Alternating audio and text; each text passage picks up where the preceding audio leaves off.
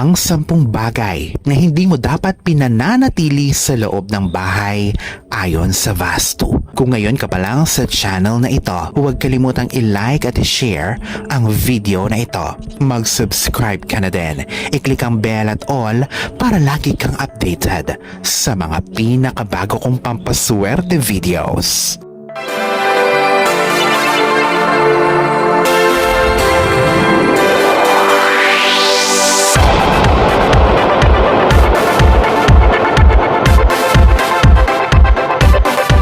Una, mga sirang orasan. Ang mga hindi na gumaganang orasan ay sumisimbolo sa stagnation at pwedeng maharang nito ang daloy ng positibong enerhiya sa bahay. Siguraduhin na ang lahat ng orasan ay gumagana o mas maiging palitan na ito. Mga estatwa ng mababangis na hayop ayon sa Vastu.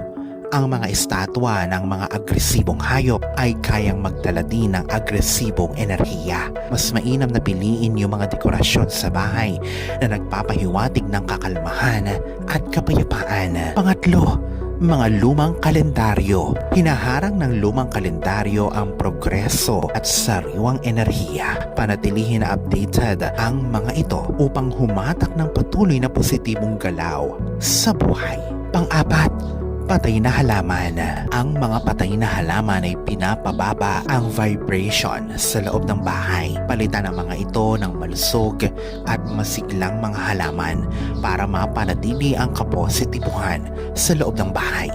Pang-lima, rocking chairs. Ayon sa Vastu, ang hindi wastong pagpwesto ng rocking chair, lalo na sa kwarto, ay kayang makasira sa kabalansehan. Iposisyon ang mga ito sa mga lugar na siyang mas napapataas ang daloy ng positibong enerhiya. Pang-anim, negative artworks. Ang mga sining na siyang nagpapakita ng kalungkutan at karahasan ayon sa Vastu ay kayang makalikha ng isang negatibong kapaligiran. Piliin lamang yung mga bagay na nagpapakita ng kapositibuhan upang mapaganda ang enerhiya sa iyong bahay.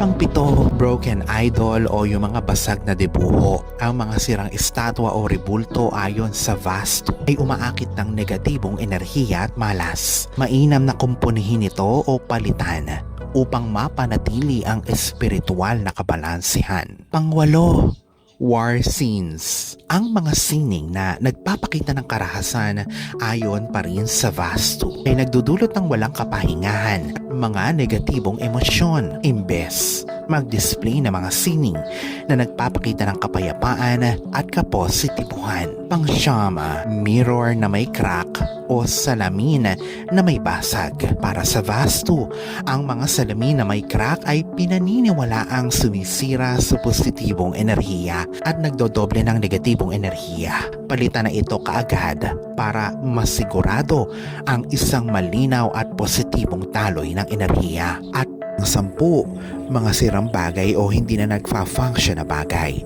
Ang pagpapanatili nito sa loob ng bahay ay nagdudulot ng kamalasan dahil sa taglay nitong negatibong enerhiya.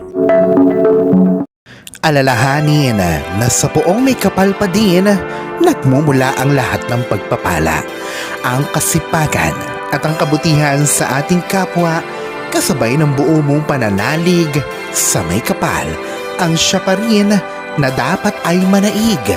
Ang mga ito ay mga gabay lamang. This is Erfidel Rosario. Thank you for watching.